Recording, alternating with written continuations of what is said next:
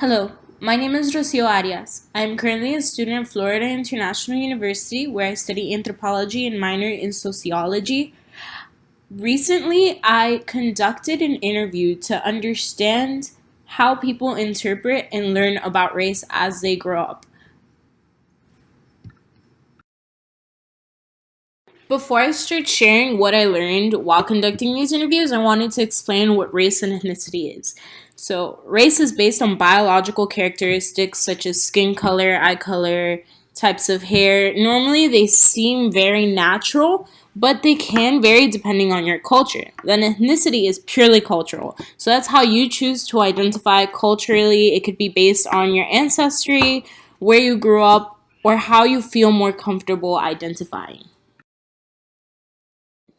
Okay, so the reason I chose to do this project, to conduct a racial interview, it's because it's the perfect opportunity to make people uncomfortable. You go up to somebody and you ask them, hey, can I talk to you about race for a second? It automatically triggers a reaction of like, this is going to be a terrible conversation. I don't know how I'm going to come off. And it's a perfect opportunity to create an open dialogue. Creating an open conversation about race is easier said than done. There's so much social stigma surrounding topics of racism and discrimination that a lot of people refuse to get into them and truly understand where people come from when they interpret a race or how they identify racially.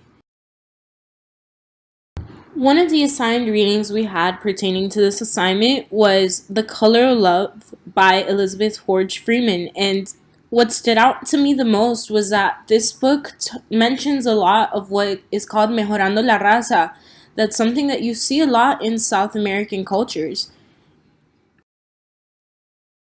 Mejorando la Raza. So that's a phrase that growing up I became very familiar with just because in Latino culture, or as we see in most like Hispanic families, mejorando la raza means to better your race. So to find a mate that's lighter than you, so your children will get lighter and essentially your family bloodline will be lighter. Hearing such phrases about bettering your race growing up puts a dent in kind of what would be your understanding of race because I growing up and hearing those phrases I just came to the conclusion that wow, like Hispanics are very racist when in reality it's not like that. What it's like is that such phrases come from a place of resentment essentially because my parents after interviewing my father, which I will give more insight on, he what I learned is that these phrases are coming from a place of concern because growing up you hear about black people being criminals, serranos, people in mountainous regions of Ecuador as being like some sort of gypsies who are only out to steal your money, and then cholos, like light-skinned people, are just lazy. So the phrase mejorando la raza comes from preventing you or the people around you that you decide to spend the rest of your life with and have children with avoid such stereotypes. Now, personally, after completely understanding what is meant by bettering your race and like the true meaning behind it and where it comes from, now because I understand that doesn't mean it's always like that. It could be that truly there are racist families out there that are like, no, our family bloodline has to be white, it can't be mixed. But it gave a lot of insight on how stereotypes are formed and the type of stereotypes people will carry around with them on a day to day basis. Now, the biggest one that I noticed that I have experienced are all Hispanics are Mexican. Now, I wanted to acknowledge the stereotype that Hispanics carry of all being Mexican because I interviewed two different people. My friends Kayla, who's 21, and my father, George, who is 51. And myself, we all had experienced being called Mexican at least like once or twice in our life and our time in the United States.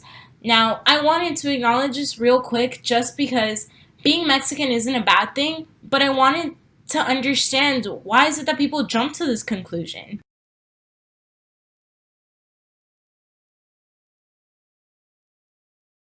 While interviewing my father, out of all people, we were able to come up to a conclusion because I asked him the question, where do you think racial stereotypes come from, or why racist people attack others? Like, where do you think this all comes from? And he said it's because a racist person doesn't have a cultural identity, or they're not as connected to their culture and identity as they truly think they are. And I found this completely mind blowing because I sat there and I was like, this makes so much sense. I asked the same question to Kayla. Where do you think these stereotypes come from? And Kayla said that she strongly believes it's the way social media and the news portrays people. So you're constantly seeing minorities as criminals and violent and as aggressors in most situations. To wrap up Mejorando la Raza and stereotypes, I spoke to George about why race and families is so important and its impact can either destroy or build up a family. And we came to the conclusion as well that it's up to the younger generation to change the racial teachings, because previous generations just kind of carry on whatever they're told and they forget how it could become lost in translation. So how I never understood the phrase mejorando la raza until this project, where I sat down and I was able to finally understand what it truly meant. At the end of the day, it comes down to how we learned about race. So Kayla, in this instant, she went ahead and recalled this moment where she was in preschool and she attended a Christian preschool. There was a song that named out all the races, so it doesn't matter if you're black, white, Asian, Hispanic. We're all the same. We're all the same in the hands of the Lord. So she carried that with her, and now she sees race as we're all the same, but we just have different features. George, on the other hand, learned about race slightly differently. So he learned it more on the scientific aspect. So that race is determined by ancestry, geographic location, diet. So he also mentioned the example we learned earlier in the course about Inuits and their diet, how their diet causes their skin to be darker. So essentially what I was looking for when posing this question was kind of insight on how one should react in these type of scenarios. So what Kayla had mentioned is that one should try to de-escalate the scenario or take a step back. Rather than George, he believes that you should react at the same level of aggression as the aggressor. Follow-up question to how you should react to racial or social inequality scenarios, I wanted to ask what the neighborhood they grew up in was like, because that might determine how you react. So George grew up in a predominantly mixed neighborhood that was mainly set up that way because of economic status and cultural communities. So people from certain parts of Ecuador tended to lump together and kind of stay together. And that people who lump together tend to formulate the same way, so the reactions would essentially all be the same. So people would be reacting to scenarios in the same manner.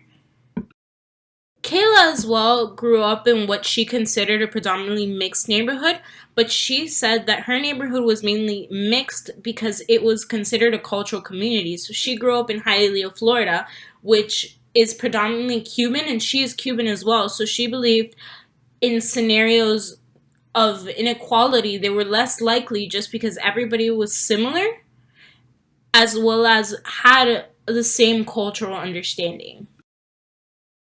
So after learning about where both of the interviewees grew up, I wanted to pose this question just to understand if maybe they felt somewhat indifferent to people of different skin colors and they feel that they need to be treated differently. And the answer is no, that the skin color should not affect the way you befriend someone or you love them. What I learned from this project is that race and the way it's taught is very circumstantial, that it all comes down at the end of the day to the way a person experiences the world. And what I learned is that one needs to be willing to open up a conversation and step out of their comfort zone to help educate others on racial issues. And it's very important that us, the younger generation, kind of step up and try to open up this dialogue with the older generations. Because if I would have never chosen my father to have this conversation with, I would have never understood why he always told me to mejorar la raza and where that was coming from. Because I saw it as kind of a racial standpoint, but in reality, it was my father expressing the fact that he's very aware that there are a lot of racial inequalities, and he does not want me or my children or the person I'm with to experience that. And he's okay if I come home with somebody darker than me.